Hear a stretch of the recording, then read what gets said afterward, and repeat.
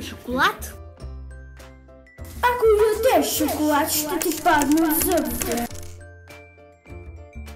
Ако само играеш на лаптоп, ще станеш тъп. Колко е 1+1? 11.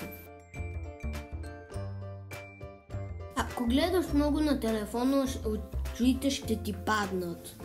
Те ще станат квадратни.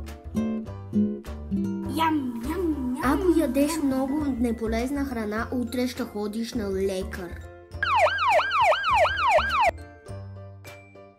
Ако стоиш твърде много на тоалетната, твоето се дупе ще се залепи на тоалетната. Ако ще тичаш, ще ти падне главата, момченце.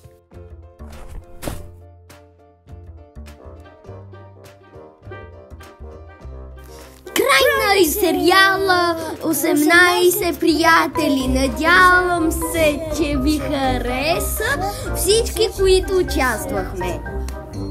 Филип, Дани, Рони, Джоя, Митко, Зара. Това бяха всичките сценаристи от сериала. Надявам се, че ви хареса. Чао!